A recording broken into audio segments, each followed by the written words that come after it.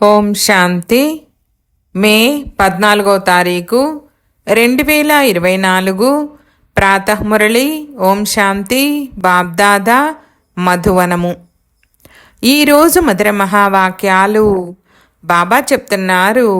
మధురమైన పిల్లలు, ఆత్మాభిమానులుగా అవ్వండి. నేను ఆత్మను, శరీరాన్ని కాను. ఇది మొదటి పాఠము. ఈ పాఠాన్నే అందరి చేత మంచి రీతిలో చదివించండి. ప్రశ్న: జ్ఞానాన్ని వినిపించేటటువంటి విధానమేమిటి? ఏ విధి ద్వారా జ్ఞానాన్ని వినిపించాలి? జవాబు: జ్ఞానము యొక్క విషయాలను చాలా సంతోషంగా వినిపించండి. అంతేగాని తప్పదు కదా అన్నట్లుగా కాదు. మీరు పరస్పరం కూర్చొని జ్ఞాన చర్చను చేసుకోండి. జ్ఞానం యొక్క మనన చింతన చేయండి. ఆ తర్వాత ఎవరికైనా వినిపించండి. స్వయాన్ని ఆత్మగా భావిస్తూ ఆత్మకు వినిపించినట్లయితే వినేవారికి కూడా సంతోషం కలుగుతుంది. ఓం శాంతి. తండ్రి అంటారు, ఆత్మాభిమానులుగా లేక దేహీ అభిమానులుగా అయి కూర్చోండి.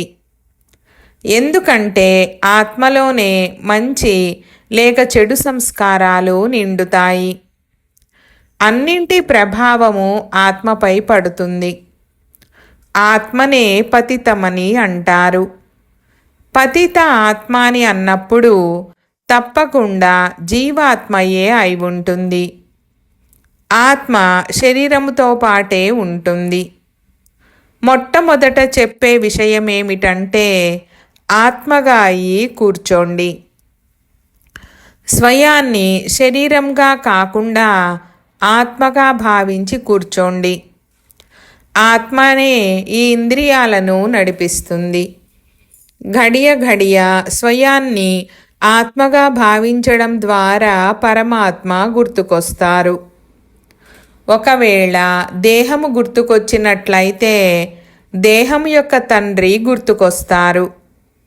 అందుకే తండ్రి అంటారు, ఆత్మాభిమానులుగా అవ్వండి. తండ్రి చదివిస్తున్నారు. ఇది మొదటి పాఠము. ఆత్మ అయిన మీరు అవినాశి, శరీరము వినాశి. నేను ఆత్మను.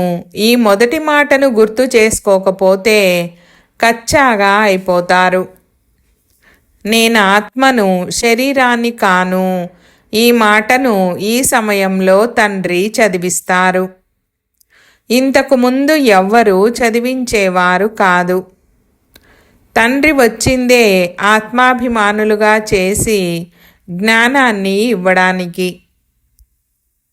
మొట్టమొదటి జ్ఞానము ఏమిస్తారంటే, ఓ ఆత్మ, నీవు పతితంగా ఉన్నావు. ఎందుకంటే ఇది ఉన్నదే పాత ప్రపంచము. ప్రదర్శనలో కూడా పిల్లలైన మీరు అనేకులకు అర్థం చేయిస్తారు. ప్రశ్నోత్తరాలు జరుగుతాయి. కావున ఎప్పుడైతే పగటిపూట మీకు విశ్రాంతి లభిస్తుందో ఆ సమయంలో పరస్పరం కలుసుకోవాలి. ఎవరెవరు ఏమేమి ప్రశ్నలను అడిగారు, దానికి వారు ఏ విధంగా అర్థం చేయించారు, ఈ సమాచారాన్ని అడిగి తెలుసుకోవాలి. ఆ తర్వాత వారికి అర్థం చేయించాలి. మళ్ళీ ఆ విషయంలో అలా కాదు, ఇలా అర్థం చేయించాలని చెప్పాలి. అర్థం చేయించే యుక్తులు అందరివి ఒకే విధంగా ఉండవు.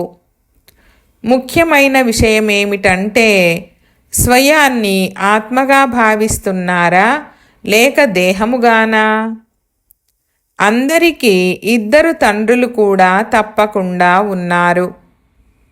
దేహధారులెవరైతే ఉన్నారో వారికి లౌకిక తండ్రి కూడా ఉన్నారు.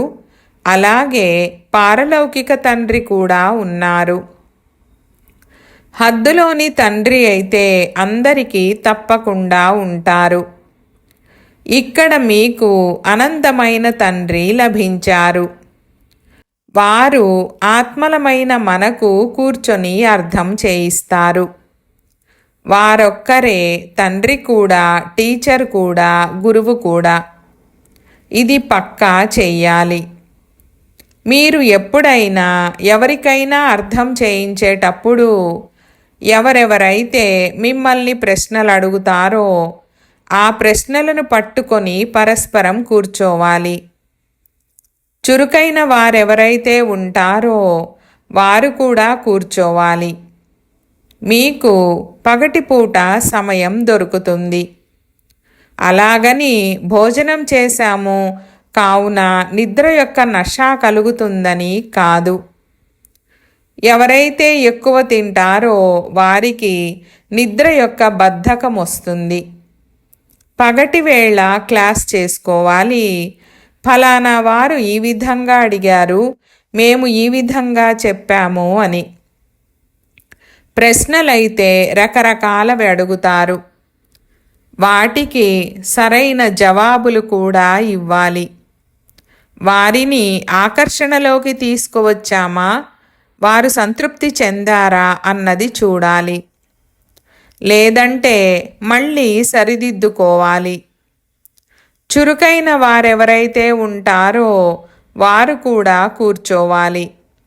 అంతేగాని భోజనం చేశాము కావున త్వరగా నిద్ర వచ్చేసింది అన్నట్లు ఉండకూడదు. దేవతలు భోజనం చాలా తక్కువగా తింటారు.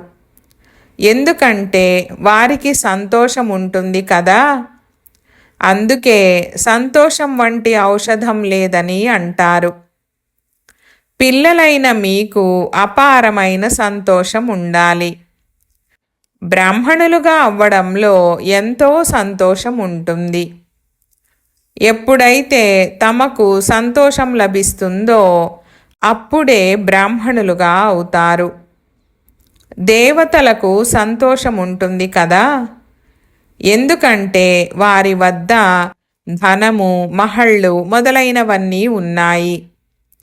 కావున వారి కొరకు సంతోషమే చాలు.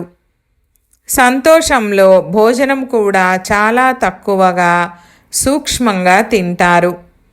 ఇది కూడా ఒక నియమము. ఎక్కువ తినేవారికి ఎక్కువ నిద్ర వస్తుంది. ఎవరికైతే నిద్ర యొక్క నష ఉంటుందో వారు ఎవ్వరికీ అర్థం చేయించలేరు కూడా. ఇక తప్పదన్నట్లుగా అర్థం చేయిస్తారు. ఈ జ్ఞానం యొక్క విషయాలనైతే చాలా సంతోషంగా వినాలి మరియు వినిపించాలి. అర్థం చేయించడం కూడా సహజమవుతుంది. ముఖ్యమైన విషయము తండ్రి పరిచయాన్ని ఇవ్వడము. బ్రహ్మ గురించి అయితే ఎవరికీ తెలీదు.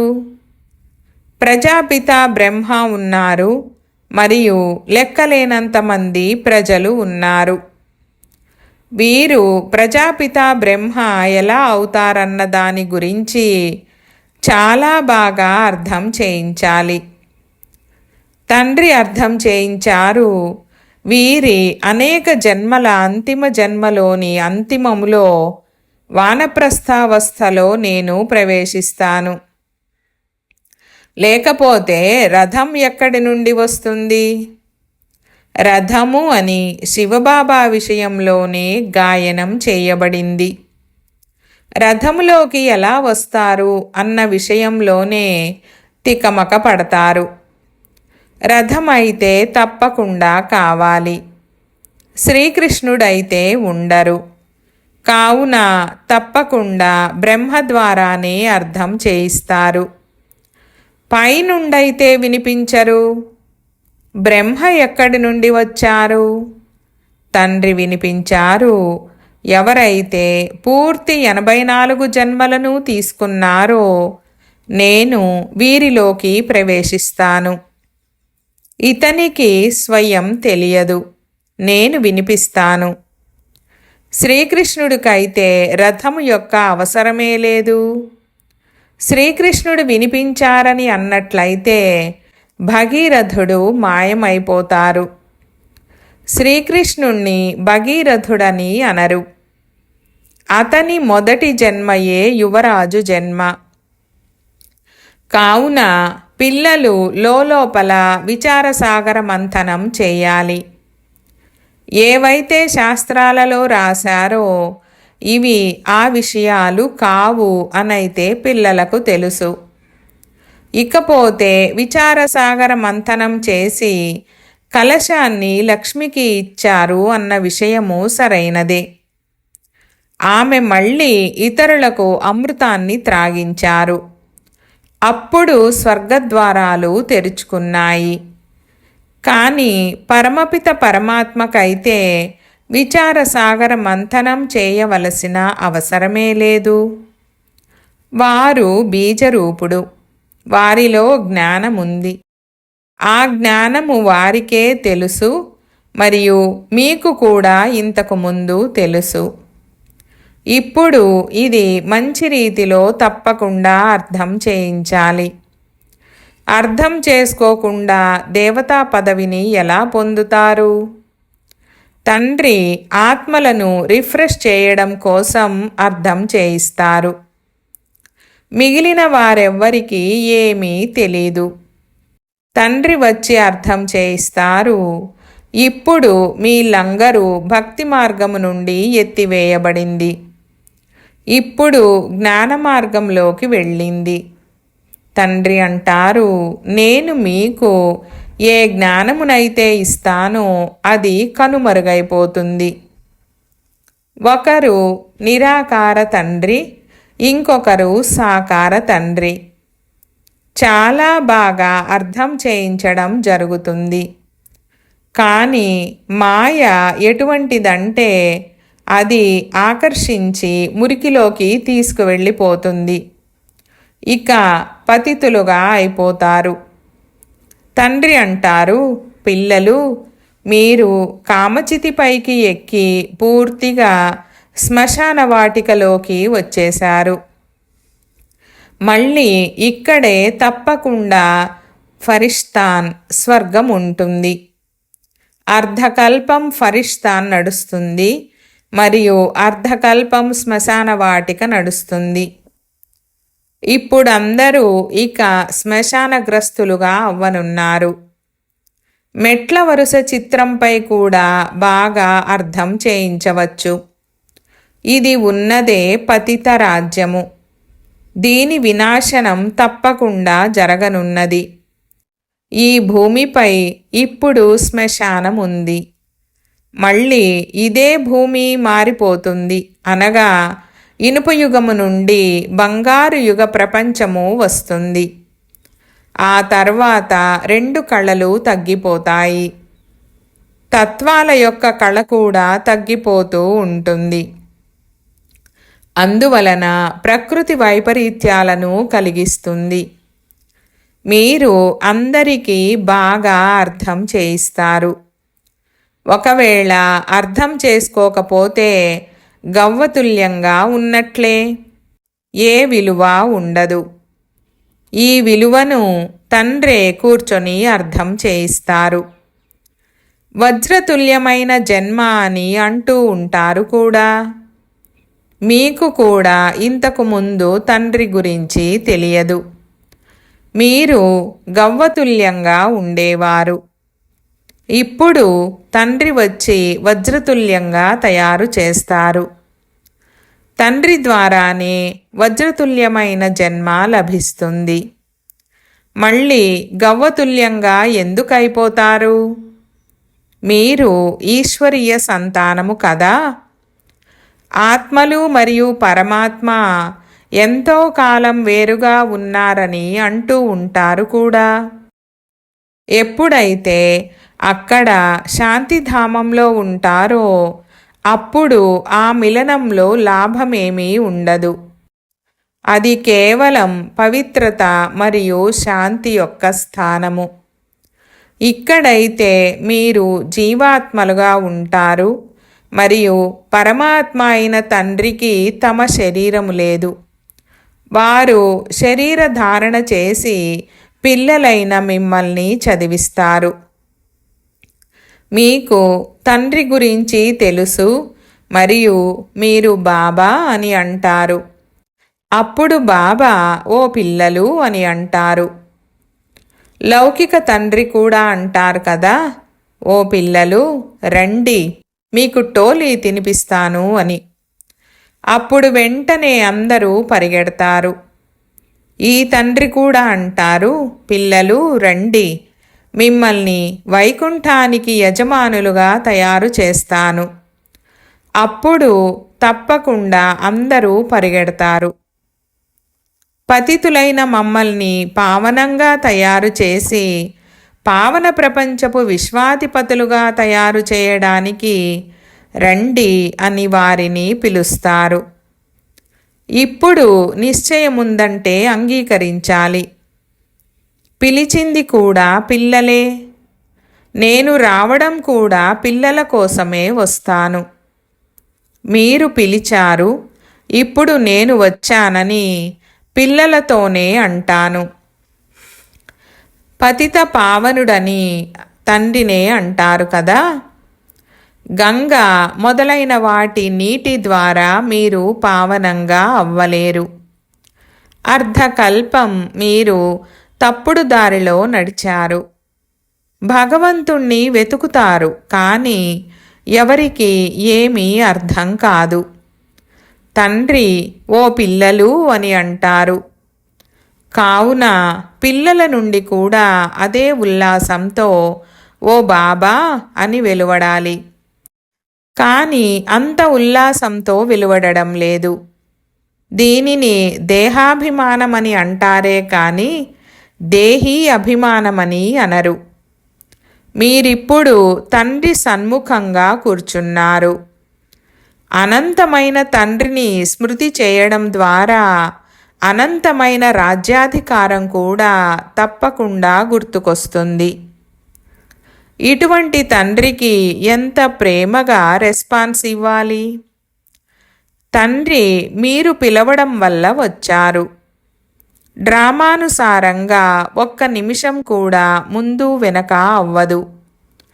ఓ గాడ్ ఫాదర్, దయ చూపించండి, ముక్తిని ప్రసాదించండి. మేమంతా రావణుని సంకెళ్లలో ఉన్నాము, మీరు మాకు మార్గదర్శకునిగా అవ్వండని అందరూ పిలుస్తారు. కావున తండ్రి మార్గదర్శకునిగా కూడా అవుతారు. అందరూ వారిని ఓ ముక్తి ప్రదాత, ఓ మార్గదర్శకుడా, మీరు వచ్చి మాకు మార్గదర్శకునిగా అవ్వండి, మమ్మల్ని కూడా మీతో పాటు తీసుకెళ్ళండని పిలుస్తారు. ఇప్పుడు మీరు సంగమములో నిల్చున్నారు. తండ్రి సత్యయుగ స్థాపనను చేస్తున్నారు.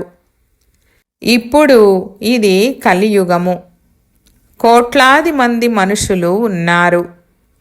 సత్యయుగంలో కేవలం కొద్దిమంది దేవీ దేవతలే ఉండేవారు. కావున తప్పకుండా వినాశనం జరిగి ఉంటుంది. అది కూడా ఎదురుగా నిలబడి ఉంది. ఈ వినాశనం గురించే విజ్ఞాన గర్వితులు తమ బుద్ధి నుండి ఎన్నో తెలివితేటలను వెలికితీస్తూ ఉంటారని అంటూ ఉంటారు. వారు యాదవ సాంప్రదాయులు. హిస్టరీ మళ్ళీ పునరావృతం అవ్వనున్నది. ఇప్పుడైతే సత్యయుగ చరిత్ర పునరావృతం అవుతుంది. మేము కొత్త ప్రపంచంలో ఉన్నత పదవిని పొందేందుకు పురుషార్థం చేస్తున్నామని మీరు భావిస్తారు. పవిత్రంగా తప్పకుండా అవ్వాలి.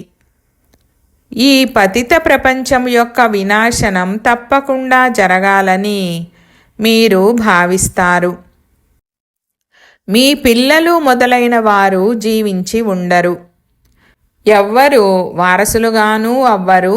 అలాగే వివాహాలు మొదలైనవి చేసుకోరు. ఎంతో గడిచిపోయింది. ఇంకా కొద్దిగా మాత్రమే మిగిలి ఉంది. కొద్ది సమయమే ఉంది. దాని లెక్క కూడా ఉంది. ఇంతకు ముందు ఇలా అనేవారు కాదు. ఇప్పుడు కొద్ది సమయమే ఉంది. మొదటి వారెవరైతే శరీరాన్ని వదిలి వెళ్ళారో వారు నెంబర్వారు పురుషార్థానుసారంగా జన్మ తీసుకున్నారు. కొందరు ఇక్కడకు వచ్చి ఉంటారు కూడా. కొందరిని చూస్తే వీరు ఇక్కడి నుండి వెళ్ళిన వారే అని అనిపిస్తుంది. అటువంటి వారికి జ్ఞానం లేకుంటే ఆనందం కలగదు. మేమిక్కడకు వస్తామని తమ తల్లిదండ్రులతో కూడా అంటారు. ఇవి సహజంగా అర్థం చేసుకునే విషయాలు. వినాశనం తప్పకుండా జరగవలసిందే. యుద్ధము యొక్క ఏర్పాట్లను కూడా చూస్తున్నారు. వీరిది సగం ఖర్చయితే ఈ యుద్ధ సామగ్రికే అవుతుంది. ఏరోప్లేన్లు మొదలైన వాటిని ఎలా తయారు చేస్తారంటే, ఇక ఇంట్లో కూర్చొని ఉండగానే మొత్తం అంతా అంతమైపోతుందని అంటారు. ఇటువంటి వస్తువులను తయారు చేస్తూ ఉంటారు. ఎందుకంటే హాస్పిటళ్ళు మొదలైనవైతే ఉండవు. డ్రామాలో ఇది కూడా తండ్రి నుండి సూచనలు లభించినట్లుగా ఉంటుంది. అది కూడా డ్రామాలో నిశ్చితమై ఉంది. రోగగ్రస్తులుగా అయ్యే విధంగా అవ్వకూడదని భావిస్తారు. అందరూ తప్పకుండా మరణించవలసిందే. రాముడు వెళ్ళిపోయాడు, రావణుడు వెళ్ళిపోయాడు. ఎవరైతే యోగంలో ఉంటూ ఆయుష్ పెంచుకుంటూ ఉంటారో వారిది తప్పకుండా పెరుగుతుంది. సంతోషంగా స్వ ఇచ్ఛతో శరీరాన్ని వదిలేస్తారు. ఉదాహరణకు బ్రహ్మజ్ఞానులు కూడా బ్రహ్మతత్వంలోకి వెళ్లేందుకు ఇలా సంతోషంగా శరీరాన్ని వదులుతారని చూపిస్తారు. కానీ బ్రహ్మతత్వంలోకి అలా ఎవ్వరూ వెళ్ళరు. అలాగే పాపాలు కూడా అంతమవ్వవు. పునర్జన్మలను మళ్ళీ ఇక్కడే తీసుకుంటారు. పాపాలు అంతమయ్యేందుకు తండ్రి తెలియజేసే యుక్తి ఏమిటంటే, నన్నొక్కరినే స్మృతి చేయండి, ఇంకెవ్వరిని స్మృతి చేయకండి. లక్ష్మీనారాయణలను కూడా స్మృతి చెయ్యకూడదు. ఈ పురుషార్థం ద్వారానే మేము ఆ పదవిని పొందుతున్నామని మీకు తెలుసు. స్వర్గస్థాపన జరుగుతోంది. మనం ఆ పదవిని పొందేందుకు నెంబర్వారు పురుషార్థానుసారంగా చదువుకుంటున్నాము. వారి వంశం ఏదైతే నడుస్తుందో దానిని తండ్రి సంగమములో ఇప్పుడే స్థాపన చేశారు. మీరు భాషణ కూడా ఎలా చేయండంటే, దాంతో ఇక యాక్యురేట్గా ఎవరి బుద్ధిలోనైనా కూర్చుండిపోవాలి. ఈ సమయంలో మనము ఈశ్వరీయ సాంప్రదాయాలము మరియు ప్రజాపిత బ్రహ్మ ముఖవంశావళి సోదరీ సోదరులము. ఆత్మలమైన మనమందరము పరస్పరం సోదరులము. బ్రహ్మకుమార కుమారీల వివాహము జరగదు. ఏ విధంగా పడిపోతారనేది కూడా తండ్రి అర్థం చేయిస్తారు. కామాగ్ని కాల్చివేస్తుంది. కానీ ఒక్కసారి నేను పడిపోతే ఇక చేసుకున్న సంపాదనంతా అంతమైపోతుందని భయం ఉంటుంది. కామము చేతిలో ఓడిపోతే పదభ్రష్టులైపోతారు. సంపాదన ఎంత ఉన్నతమైనది! మనుషులు పదమాల కోట్లను సంపాదిస్తారు. కానీ కొద్ది సమయంలో ఇదంతా అంతమవ్వనున్నదని వారికేమైనా తెలుసా? ఈ ప్రపంచం అంతమవ్వనున్నదని మమ్మల్ని ఎవరో ప్రేరేపిస్తున్నారని, అందుకే మేము తయారు చేస్తూ ఉంటామని బాంబులు తయారు చేసేవారికి తెలుసు. अच्छा मीठे मीठे सिकीलधे बच्चों प्रति मात पिता बाप दादा का याद प्यार और गुड मॉर्निंग। रूहानी बाप की रूहानी बच्चों को नमस्ते। हम रूहानी बच्चों की रूहानी बाप दादा को याद प्यार गुड मॉर्निंग और నమస్తే నమస్తే బాబా నమస్తే. ధారణ కొరకు ముఖ్య సారము. 1వ పాయింట్, జ్ఞానాన్ని లోపల అనగా విచారసాగర మంథనం చేయాలి. పరస్పరం జ్ఞానం యొక్క ఆత్మిక సంభాషణ చేసుకొని ఆ తర్వాత ఇతరులకు అర్థం చేయించాలి. సోమరితనాన్ని లేక బద్ధకాన్ని వదిలివెయ్యాలి. 2వ పాయింట్, దేహీ అభిమానులుగా అయ్యి ఎంతో ఉల్లాసంగా తండ్రిని స్మృతి చెయ్యాలి. మేము గవ్వ నుండి వజ్రములా తయారయ్యేందుకు తండ్రి వద్దకు వచ్చాము. మేము ఈశ్వరీయ సంతానమని సదా ఇదే నషాలో ఉండాలి. వరదానము: జ్ఞానసూర్యుడు జ్ఞానచంద్రునితో పాటు సహచరులుగా అయ్యి రాత్రిని పగలుగా తయారు చేసే ఆత్మిక జ్ఞాన సితార భవ.